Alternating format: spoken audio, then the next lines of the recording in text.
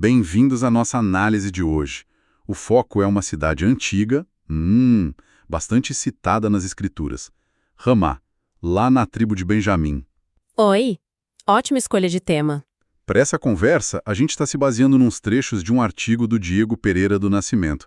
Ramá, cidade da tribo Benjamim, a cidade do juiz Samuel. Certo.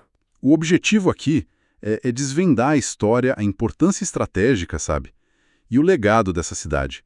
Ela foi palco de eventos bem importantes e lar de figuras bíblicas, nossa, muito influentes. Vamos mergulhar nisso. É isso aí. Ramá, olha, tá longe de ser só um nome num mapa antigo, né?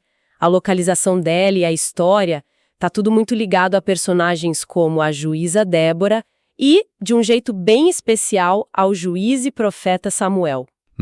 E tem mais. A posição geográfica dela colocou a cidade bem no meio de disputas estratégicas, sabe?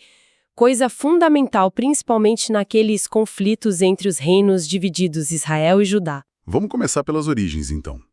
O artigo diz que é meio incerto como Ramá começou, né? Uma possibilidade que ele levanta é que talvez tenha sido fundada pelos jebuseus. É isso? Isso. Os jebuseus, aquele povo cananeu que já morava na região, incluindo ali perto de Jerusalém, antes da chegada dos israelitas.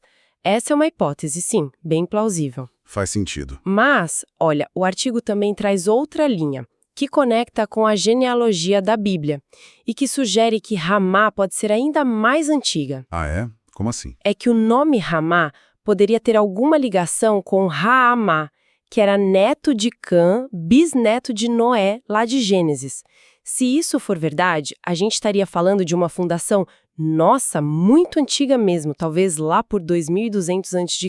Uau, bem antigo. É, mas o que a gente sabe com mais certeza, historicamente, é que, antes dos israelitas chegarem com Josué, a área era habitada por vários grupos cananeus.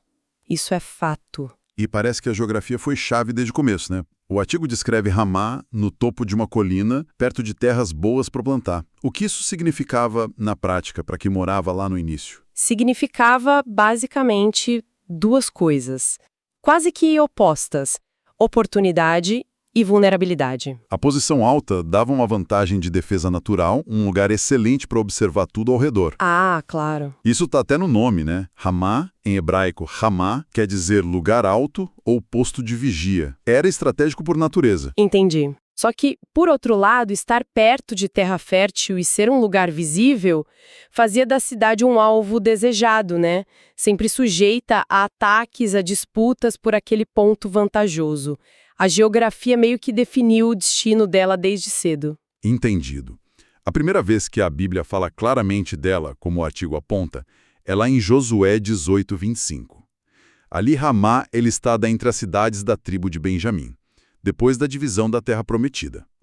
Mas é no período seguinte, o dos Juízes, que a cidade começa a aparecer mais nas histórias. Como é que isso acontece? Um exemplo bem claro é com a juíza Débora. O livro de Juízes conta que ela julgava Israel debaixo de uma palmeira que ficava entre Ramá, em Benjamim, e Betel, na região montanhosa de Efraim. Ah, lembro dessa passagem. Então, esse lugar específico onde ela julgava, fazendo divisa ali com Ramá, sugere que tinha uma interação constante, importante com o pessoal da cidade. Ramá estava literalmente colada no centro de poder e julgamento da Débora. E aí chegamos em Samuel. A conexão dele com Ramá parece ainda mais forte. O artigo destaca que os pais dele, Eucana e Ana, eram de lá. O que faz essa ligação de Samuel com Ramá ser tão fundamental para a gente entender ele e a cidade. Olha, essa conexão é central. Ramá não foi só o lugar de onde a família de Samuel veio. Virou a base de operações dele, o centro da vida pública e privada. Ele morou lá, julgou o povo a partir de lá e até construiu um altar para o Senhor em Ramá. Mas o mais impactante, eu acho, é que Ramá virou o cenário de momentos decisivos na história de Israel. Foi lá que Samuel recebeu os anciãos que foram pedir um rei, lembra? Sim, sim. O início da monarquia. Exato. Um pedido que sinalizava o fim da era dos juízes e o começo da monarquia, desafiando aquele governo teocrático que existia. Ramá então vira meio que o símbolo da velha ordem, bem no momento em que a nova está batendo na porta. Nossa, que interessante ver por esse lado. Ramá como palco dessa tensão toda, dessa transição. E a história não para por aí, né? Não mesmo. Foi também em Ramá, ou ali bem pertinho, que Samuel ungiu Davi, em segredo, como futuro rei. Um ato de enorme peso político e religioso, feito ali, debaixo do nariz do rei Saul. Nossa, que ousadia! Pois é, e finalmente Samuel terminou a vida em Ramá. Lá ele morreu e foi sepultado. A cidade está presente em toda a história de uma das figuras mais influentes daquele período. Ele nasce ligado a ela, trabalha a partir dela e nela termina a vida. E isso realmente mostra a importância de Ramá nessa época. Seguindo a linha do tempo, o artigo leva a gente para o período dos reis, depois que o reino de Salomão se dividiu. Como é que a localização estratégica de Ramá volta a ser crucial? Bom, com a divisão do reino em Israel no norte e Judá no sul, Ramá ficou numa posição, assim, muito delicada e estratégica. Ela pertencia a Benjamim, mas era muito perto da fronteira com Efraim, que era território do norte, e ficava a poucos quilômetros de Jerusalém, a capital do sul. Bem na linha de frente, então. Exatamente. Isso ficou muito claro no conflito entre Baasa, rei de Israel, e Asa, rei de Judá. Isso está contado lá em 1 Reis 15 e 2 Crônicas 16. Como foi esse episódio? Baasa tentou usar Ramá contra Judá? Foi isso? Exatamente isso. Baasa percebeu que se ele fortificasse Ramá, ele teria um controle militar, sabe, muito significativo sobre o acesso a Jerusalém e ao território de Judá vindo do norte. Ele começou um projeto grande de fortificação lá. A intenção era clara: sufocar ou ameaçar diretamente o reino do sul. E qual foi a resposta de Asa, o rei de Judá? Ele foi para cima de Baasa lá em Ramá. A estratégia de Asa foi um pouco mais indireta, mas funcionou. Ele pegou recursos do templo e do palácio para basicamente subornar Ben-Hadad, o rei da Síria, lá de Arã, Damasco. Comprou um aliado? Isso. Convenceu ele a quebrar o tratado que tinha com Baasa e a atacar cidades importantes no norte de Israel. Foi uma jogada diplomática e militar que mudou tudo. E deu certo. O ataque sírio distraiu Baasa. Deu super certo.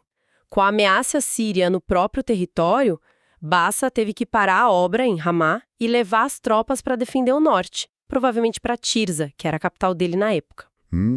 Aí o Asa agiu rápido, mobilizou o pessoal de Judá, foi até Ramá, que estava vulnerável, e não só ocupou a cidade, mas levou embora todo o material de construção que o Baasa tinha juntado, pedras, madeira, tudo. E o que ele fez com esse material todo? Aqui tem uma reviravolta bem interessante, até simbólica. Asa usou os recursos do inimigo para fortalecer as próprias cidades de fronteira dele, Gébea de Benjamim e Mispá. Nossa! Usou o material do inimigo contra ele mesmo. Basicamente isso. Ele desmontou o projeto do Baasa e usou o que sobrou para reforçar a própria defesa. E com isso, Ramá passou do controle de Israel, do norte, para o controle de Judá, do sul. Essa história mostra bem a importância estratégica da cidade naquela época de divisão e conflito.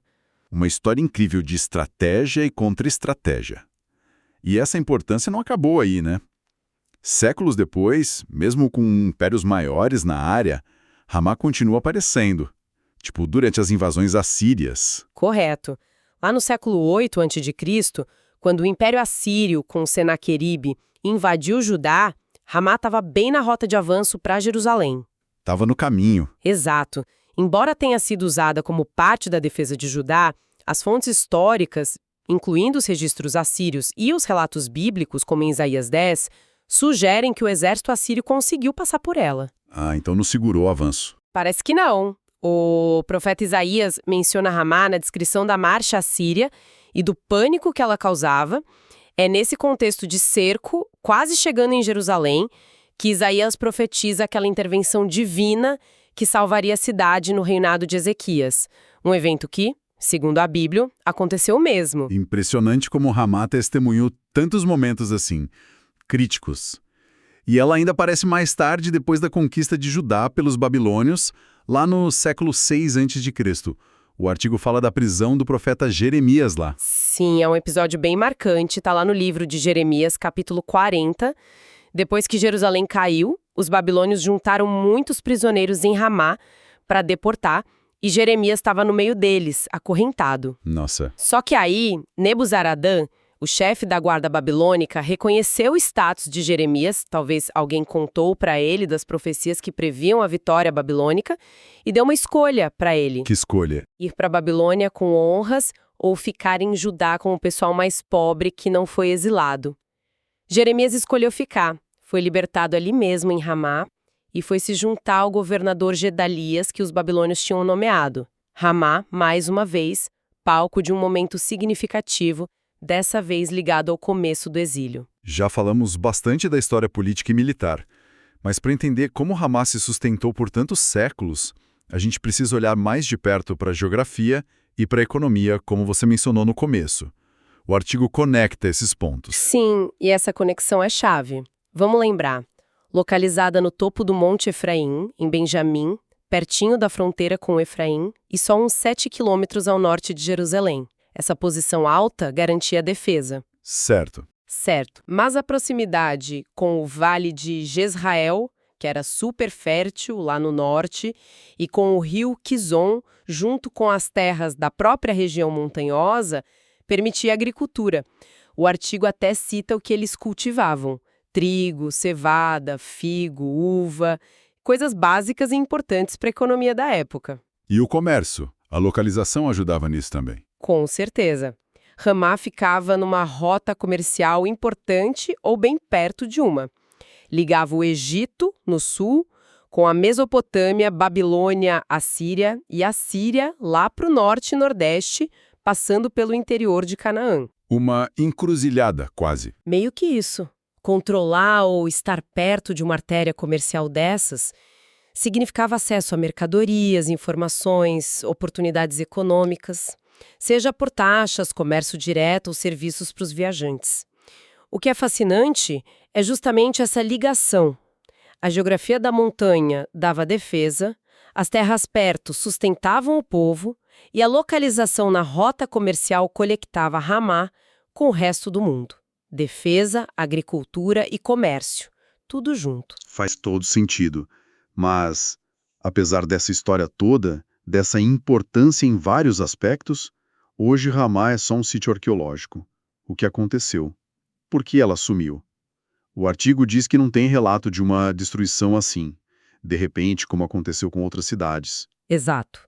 O declínio de Ramá parece ter sido um processo lento, gradual.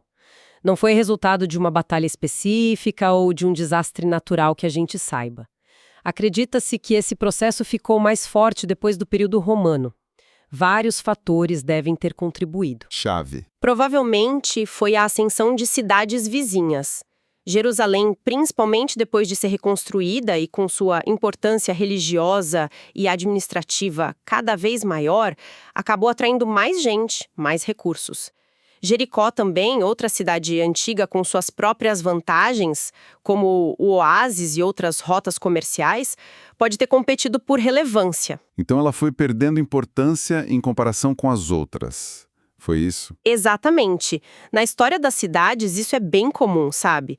Cidades que antes eram centros estratégicos ou econômicos podem perder essa vantagem por causa de mudanças nas rotas comerciais, tipo o desenvolvimento de rotas pelo mar ou outras estradas por terra. Ou mudanças políticas. Isso, alterações no cenário político, como a ascensão de novas capitais, novos centros administrativos, ou até mudanças na tecnologia militar que tornam as defesas antigas meio obsoletas. Conforme Jerusalém e outras cidades cresciam e se tornaram mais centrais na vida da Judéia na época romana e bizantina, a importância estratégica e econômica de Ramá provavelmente diminuiu. E o que aconteceu com as pessoas que moravam lá? Foram embora. Com menos oportunidade econômica, menor relevância estratégica, é provável que a população tenha diminuído aos poucos. As pessoas devem ter migrado ao longo de gerações para os centros maiores, mais prósperos, buscando trabalho, segurança, uma vida melhor. Ramá pode ter virado só uma vilazinha e, eventualmente, sido abandonada ou reduzida às ruínas que os arqueólogos escavam hoje. Foi um desaparecimento lento, um esvaziamento gradual ditado pelas mudanças da história e da economia da região. Entendi. Então, resumindo essa jornada de Ramá, uma cidade de origem talvez bem antiga, cuja localização estratégica no alto de uma colina a tornou um ponto de defesa vital e um centro comercial relevante. Foi lar e base para Samuel, uma figura central na transição para a monarquia. Isso. Foi peça-chave nas disputas entre Israel e Judá, viu de perto o poder dos grandes impérios e, no fim, entrou em declínio devagarzinho, conforme o mundo ao redor mudava. É uma história completa, né? Com começo, auge e fim. Exatamente. E entender essa trajetória toda de Ramá enriquece muito a nossa leitura das fontes, tanto bíblicas quanto históricas. A gente não lê mais só nomes e eventos soltos. A gente passa a visualizar como a geografia física, o relevo, a proximidade dos recursos, das rotas, realmente moldou as possibilidades e os desafios de quem morava lá. Vemos como decisões políticas tomadas em capitais distantes ou conflitos entre reis impactavam direto a vida, a segurança das pessoas comuns em Ramá. Isso dá uma dimensão muito mais concreta, mais humana para esses textos antigos. Deixa uma reflexão, né? A história de Ramá, com essa ascensão e queda ditadas por fatores geográficos, políticos, econômicos, isso é com a dinâmica de muitas cidades e regiões ao longo da história, até hoje. Lugares que já foram centros super importantes podem perder relevância, enquanto outros surgem. Sem dúvida nenhuma. E isso convida a gente a pensar quais são os fatores equivalentes hoje em dia. Que mudanças sejam avanços tecnológicos que criam novas indústrias, novas rotas digitais, sejam alterações climáticas que afetam a agricultura, a vida nas cidades. Novos acordos comerciais. Exato. Novos acordos comerciais globais, conflitos que redesenham os mapas de influência, a ascensão de novas potências econômicas. Tudo isso está, neste momento, elevando algumas cidades ou regiões e talvez diminuindo a importância de outras no nosso mundo. A história de Ramá, mesmo sendo antiga, nos oferece um espelho para entender essas forças dinâmicas que continuam moldando o destino dos lugares onde a gente vive. A narrativa de ascensão e declínio, de certa forma, ela nunca termina.